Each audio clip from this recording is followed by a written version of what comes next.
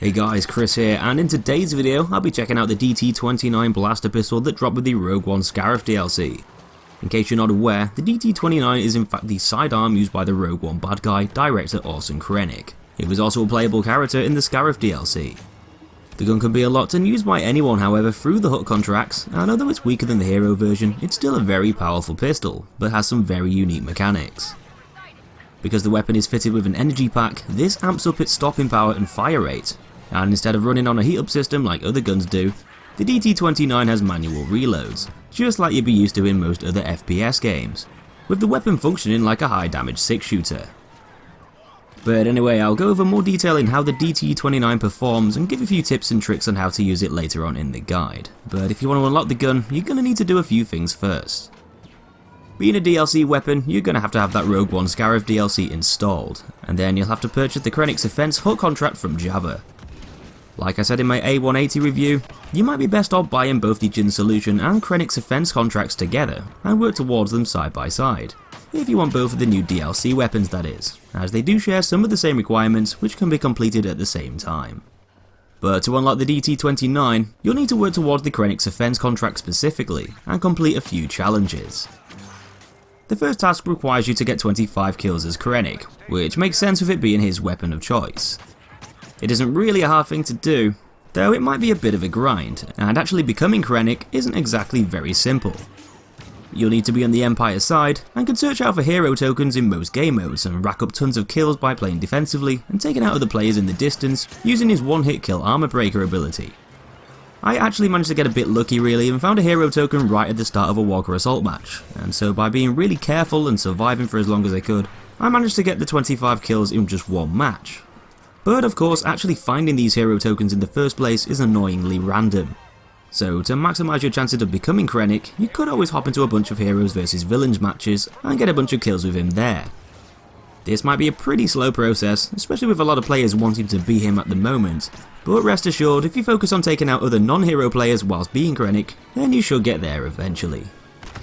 As for the next task, this should be a lot easier to do, and can be completed a lot quicker. It requires you to use 10 personal shields which can be equipped onto your hand, and used as you play. If you want to get this one over and done with ASAP, then you can just keep on using the shield over and over after it cools down.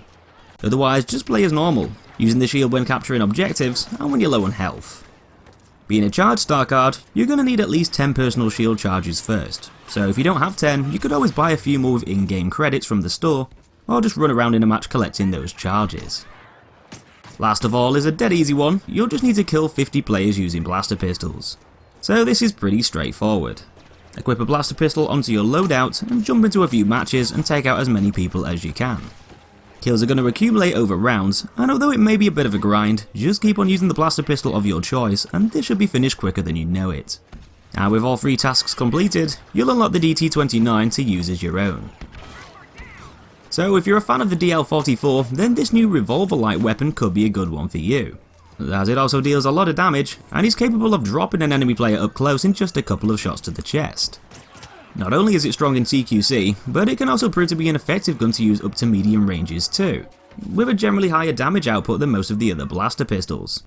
Though it will take more shots over distance, and with the gun needing to be manually reloaded, this could leave you vulnerable in a gunfight with another player. Although it's quite a strong weapon, the DT-29 can also fire fairly quickly too, meaning you can fire a volley of shots, emptying your energy pack to rapidly take out a target that you're aiming at. And this factor might make it a better choice to use over the DL-44 for wiping out other players quickly within close ranges. With that said, there is a huge risk of vulnerability when using the DT-29, with the need to perform a lengthy reload after every 6 pulls of the trigger. You might be able to kill quickly, but if you miss too many shots or get surrounded by a bunch of enemy players, then you probably won't make it out of that fight alive. To avoid getting taken out whilst reloading, it's always best to have a bit of a backup plan, whether that be in the form of using some nearby cover, using protective star cards, and if push comes to shove and you're left with your pants down in the open, you can still always combat roll out of the way of incoming fire, to make yourself a harder target to hit, also whilst continuing to reload that gun. Because you're going to be left vulnerable quite a lot, this means that accuracy plays a huge role in doing well with the DT-29, as not only will you not be able to fire your pistol whilst reloading, but you can't use a lot of star cards either, such as back to bombs. Though you will still be able to use jump packs, so this is why I definitely suggest having that equipped onto your loadout, as it'll allow you to avoid danger whilst reloading if you get caught out, throwing off your opponent's aim entirely. It's also going to make it easier for you to advance on enemy positions, getting you closer to them to deal increased damage in those closer ranges, which is where the DL29 is most effective. The Cooling Cell charge card could also be a good one to pick, as it'll temporarily give the gun infinite energy, taking away the need to reload. And because the DT29's main disadvantage is with its reloading time, this will help you survive when coming up against a few opponents at once, being able to dish out lots of high damage quickly without the worry of running out of ammo. Though the personal shield could also be used instead, to protect you whilst performing a reload, which you're almost certain that you won't be able to survive. And because you can pop up that shield whilst reloading, this is going to ensure that you can see that reload out, keeping you in the battle. Because the DT29 runs on energy packs instead of a heat up system, this means that you're going to be completely immune to the effects of disruption. So if you're sick to death of people disrupting your guns all the time, then this could be another reason to opt for this pistol. So overall, the DT29 is a bit of a risk-reward gun, as if you miss too many shots or suddenly get surrounded by a gang of enemies, unless you're really lucky or the other players are a bit rubbish, it's going to be a bit tricky to survive that reload. Though at close to medium ranges, the damage output and rate of fire are both pretty high, and you can essentially melt people in CQC if you've got quick reflexes and a fast trigger finger. Having a backup plan and escape route, or utilising cover to your advantage is key for surviving with the pistol, even for the most experienced players. And being accurate is often very important too, as you've only got 6 shots to take out your target in a gunfight. Because it deals less damage over distance, and you only have a few shots to get the job done, this makes it a less effective weapon at range, though it's still pretty good at finishing off players at said distances who are low on health.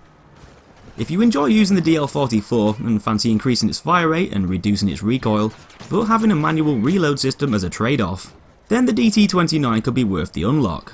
It's powerful, unique, and although its reloads are going to get you killed at times, the ability to rapidly fire a flurry of high-powered shots will allow you to punish lone enemies and win almost any gunfight in those closer quarters. So that's just about it for this one, guys. Hope you enjoyed the video and found it useful. Give me a like if you did, and that'd be much appreciated. And if you haven't seen my guide on the other Scarif DLC weapon, the A180, then I'd definitely suggest checking that one out too on my channel. Take it easy, and I'll see you in the next one.